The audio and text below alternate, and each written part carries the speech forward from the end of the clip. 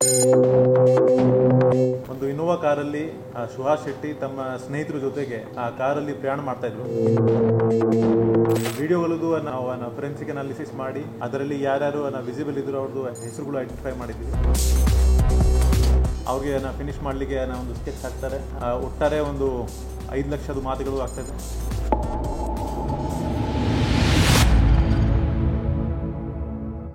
ದಿನಾಂಕ 1/5 ಸಾಯಂಕಾಲ 8:15 8:40 ಕಿನ್ನಿಪದು ಏರಿಯಾದಲ್ಲಿ ಒಂದು ಇನ್ಸಿಡೆಂಟ್ ನಡೆದಿತ್ತು.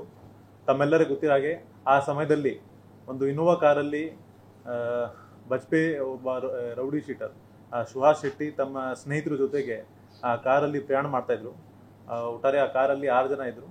ಏಕಾಏಕಿ ಒಂದು ಬೊಲೆರೋ ಪಿಕಪ್ ಕಾರ್ ಅವ್ರಿಗೆ ಅಡ್ಡ ಬಂದು ನಿಲ್ಲಿಸಲಿಕ್ಕೆ ಪ್ರಯತ್ನ ಮಾಡಿದರು. ಅಟ್ ದ ಸೇಮ್ ಟೈಮ್ ಒಂದು ಸ್ವಿಫ್ಟ್ ಕಾರಲ್ಲಿ ಕೂಡ ಬಂದು ಕೆಲವು ಜನ ಅವ್ರ ಮೇಲೆ ನುಗ್ಗಿ ಅವ್ರ ಮೇಲೆ ಹಲ್ಲೆ ಮಾಡಲಿಕ್ಕೆ ಪ್ರಯತ್ನ ಮಾಡಿದರು.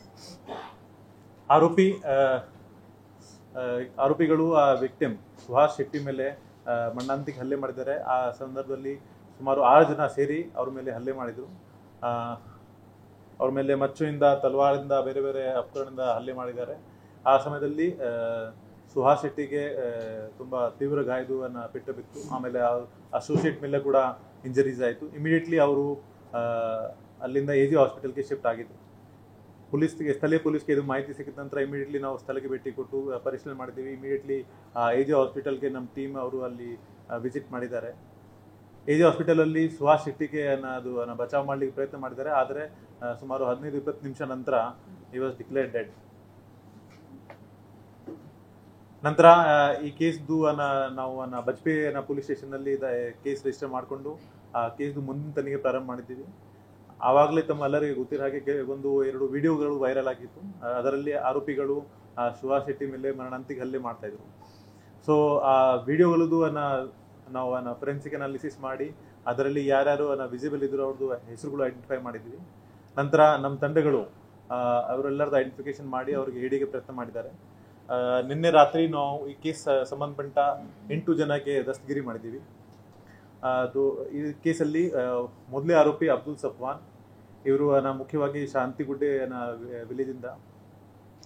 ಅಬ್ದುಲ್ ಸಫಾನ್ ಮೇಲೆ 2023ಯಲ್ಲಿ ಒಂದು ಮರಣಾಂತಿಕ ಹಲ್ಲೆ ಆಗ್ತದೆ. ಆವಾಗ ಧನ್ರಾಜ್ ಮತ್ತು ಪುನೀತ್ ಮತ್ತು ಪ್ರಶಾಂತ್ ಅಂತವರು ಹಲ್ಲೆ ಮಾಡಿ ಅವ್ರಿಗೆ ಗಾಯ ಮಾಡ್ತಾರೆ. ಸೊ ಸೂರತ್ಕಲ್ಲಲ್ಲಿ 2023ರಲ್ಲಿ ಒಂದು ಕೇಸ್ ದಾಖಲಾಗ್ತದೆ. ಪ್ರಶಾಂತ್ ಮತ್ತು ಧನ್ರಾಜ್ ಇವರು ಸುಹಾಸ್ ಶೆಟ್ಟಿದು ಸ್ನೇಹಿತರುಗಳು. ಸೊ ನಂತರ ಇವರು ಎಲ್ಲ ಜೈಲಿಗೆ ಹೋಗ್ತಾರೆ.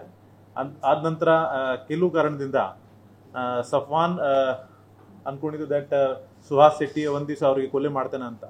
ಸೊ ಈ ವಿಷಯ ಅವರು ತಮ್ಮ ಸ್ನೇಹಿತರು ಮುಜಾಮಿಲ್ ಜೊತೆಗೆ ಚರ್ಚೆ ಮಾಡ್ತಾನೆ ಮತ್ತು ನಿಯಾಜ್ ಜೊತೆಗೆ ಚರ್ಚೆ ಮಾಡ್ತಾನೆ.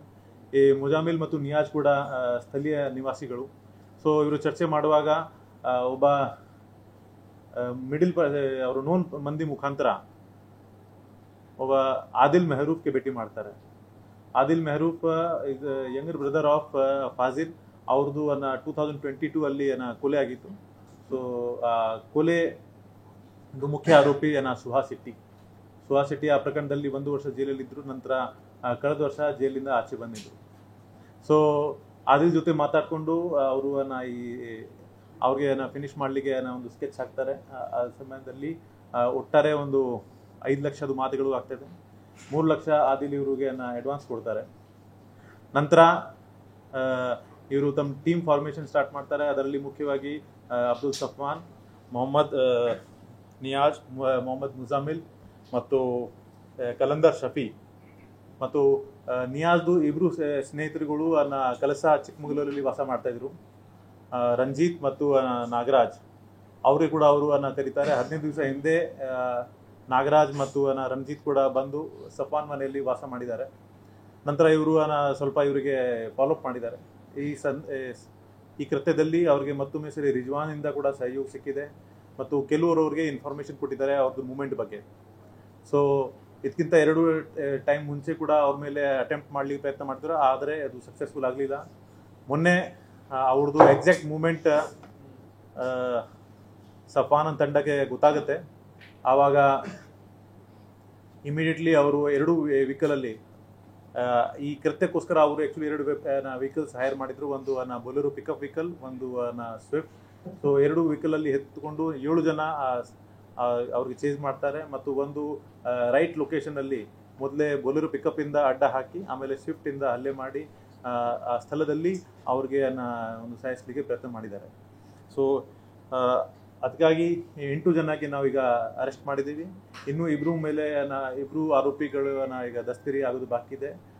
ಅವ್ರದ್ದು ಮುಖ್ಯ ಪಾತ್ರ ಅದರಲ್ಲಿ ಇನ್ಫಾರ್ಮೇಷನ್ ಪ್ರೊವೈಡ್ ಮಾಡೋದು ಮತ್ತು ಕಾನ್ಸ್ಪಿರಸಿದು. ಸೊ ಒಟ್ಟಾರೆ 10 ಜನ ಆರೋಪಿಗಳು ಇಲ್ಲಿವರೆಗೆ ನಾವು ಐಡೆಂಟಿಫೈ ಮಾಡಿದ್ದೀವಿ. ಮುಂದಿನ ತನಿಖೆ ಈಗ ಕಂಟಿನ್ಯೂ ಆಗ್ತಾ ಇದೆ. 2023 ಪ್ರಶಾಂತ್, ರಣಜಿತ್ ಸೇರಿ ಇವ್ರ ಮೇಲೆ ಹಲ್ಲೆ ಮಾಡಿದ್ರು. ಪ್ರಶಾಂತ್ ಇವ್ರದ್ದು ಫ್ರೆಂಡ್ ಆಫ್ ಸುಹಾಸ್ ಶೆಟ್ಟಿ, ಮತ್ತು ಜೈಲಿಂದ ಆಚೆ ಬಂದ ನಂತರ ಪ್ರಶಾಂತ್ ಸುಹಾಸ್ ಶೆಟ್ಟಿಗೆ ಹೇಳಿದ್ದಾರೆ ದಟ್ ನನಗೆ ಸಫ್ವಾನಿಂದ ಭಯ ಇದೆ, ಯಾಕೆಂದರೆ ನಾನು ಅವ್ರ ಮೇಲೆ ಮಣ್ಣಂತಿಗೆ ಹಲ್ಲೆ ಮಾಡಿದೆ. ಸೊ ಆ ಚರ್ಚೆಗಳು ಸಫಾನ್ ತನಕ ರೀಚ್ ಆಗಿತ್ತು. ಮಧ್ಯದಲ್ಲಿ both parties are thinking that ಇಬ್ರು ಒಬ್ರೊಬ್ರಿಗೆ ಅಟ್ಯಾಕ್ ಮಾಡ್ಬೋದು. ಸೊ ಅದಕ್ಕಾಗಿ ಈ ರೀತಿ ಇದು ಘಟನೆಗಳು ನಡೆದಿದೆ. ಆ ಬುರ್ಕಾದಾರಿ ಮಹಿಳೆಗಳಿಗೆ ನಾವು ಐಡೆಂಟಿಫಿಕೇಶನ್ ಮಾಡಿದ್ದೀವಿ. ಅವರು ನಿಯಾಜ್ದು ರಿಲೇಟಿವ್ಸ್. ಸೊ ಆವಾಗ ಅಕ್ಯೂಸ್ ಸ್ಟೇಟ್ಮೆಂಟ್ ಪ್ರಕಾರ ಅಲ್ಲಿ ಅವರು ಯಾವುದು ಕೆಲಸಕ್ಕೆ ಬಂದಿದ್ರು, ಅವ್ರಿಗೆ ನಾವು ಈಗ ಮುಂದಿನ ತನಿಖೆ ಕರಿತೀವಿ. ಈಗ ಪ್ರತಿಯೊಂದು ಎಲ್ಲೆಲ್ಲಿ ವೈಲೇಷನ್ ಆಗಿದೆ ಖಂಡಿತ ನಾವು ಕ್ರಮ ತಗೊಳ್ತೀವಿ. ನಿನ್ನೆ was A very action packed day. ಅದಕ್ಕಾಗಿ ಪೊಲೀಸ್ ಇಲಾಖೆ ಸಂಪೂರ್ಣವಾಗಿ ಅದರಲ್ಲಿ ಬ್ಯುಸಿ ಇತ್ತು. ಆದ ನಂತರ ಸೋಷಿಯಲ್ ಮೀಡಿಯಾ ಸಂಬಂಧಪಟ್ಟ ಕೆಲವು ವದಂತಿಗಳ ಮೇಲೆ ನಾವು ಕೇಸ್ ದಾಖಲು ಮಾಡಿದ್ದೀವಿ. ನಿನ್ನೆ ಸುಮಾರು 15 ಕೇಸ್ ನಾವು ಓನ್ಲಿ ಸೋಷಿಯಲ್ ಮೀಡಿಯಾ ಅಲ್ಲಿ ಪ್ರಚೋದನಕಾರಿ ಹೇಳಿಕೆಗಳು ಅಥವಾ ಸುಳ್ಳ ವದಂತಿಗಳು ಸ್ಪ್ರೆಡ್ ಮಾಡೋ ಸಂಬಂಧಪಟ್ಟ ದಾಖಲು ಮಾಡಿದ್ದೀವಿ. ಮತ್ತು ಇವತ್ತು ಕೂಡ ಯಾರ್ಯಾರು ಬಂದ್ ಸಂಬಂಧಪಟ್ಟ ವೈಲೇಷನ್ ಮಾಡಿದ್ದಾರೆ ಅದರ ಮೇಲೆ ಕೂಡ ನಾವು ಕ್ರಮ ತಗೊಳ್ತೀವಿ. ಸೊ ಸಫ್ವಾನ್ ಈ ಟೀಮ್ಗೆ ಇದು ಇವ್ರ ಜೊತೆಗೆ ಇದು ರಿವೆಂಜ್ ತಗೊಳ್ಳಿಕ್ಕೆ ಕಟ್ಟಿದ್ರು. ಇದರಲ್ಲಿ ಕೆಲವು ಅವರು ಮೇಲೆ ಪ್ರೀವಿಯಸ್ ಕ್ರಿಮಿನಲ್ ಹಿಸ್ಟ್ರಿ ಇಲ್ಲ, ಅವರು ಫ್ರೆಂಡ್ಶಿಪ್ ಅಥವಾ ಬೇರೆ ಮೋಟಿವ್ಗೆ ಇವ್ರ ಜೊತೆ ಸೇರಿದ್ದಾರೆ. ಅದೇ ರೀತಿ ಕೆಲಸದಿಂದ ಈ ಇಬ್ರು ರಂಜಿತ್ ಮತ್ತು ನಾಗರಾಜ್ ಕೂಡ ಇದೇ ಕೆಲಸಕ್ಕೆ ಬಂದಿದ್ರು. ಅವ್ರದ್ದು ಈಗ ಪ್ರೀವಿಯಸ್ ಕ್ರಿಮಿನಲ್ ಹಿಸ್ಟ್ರಿ ನಾವು ತಿಳ್ಕೊಳ್ತಾ ಇದ್ದೀವಿ. ಸೊ ಎಕ್ಸಾಕ್ಟ್ ಮೋಟಿವ್ ಯಾವ ಕಾರಣಕ್ಕೆ ಯಾರ್ಯಾರು ಜಾಯಿನ್ ಮಾಡಿದ್ರು ಅದು ಎಕ್ಸಾಕ್ಟ್ಲಿ ನಾವೀಗ ಇವತ್ತು ಅವ್ರಿಗೆ ಜುಡಿಷರಿ ಮುಂದೆ ಹಾಜರು ಮಾಡಿಸಿ ಪೊಲೀಸ್ ಕಸ್ಟಡಿಗೆ ತಗೊಳ್ತೀವಿ, ಆವಾಗ ಗೊತ್ತಾಗ್ತದೆ.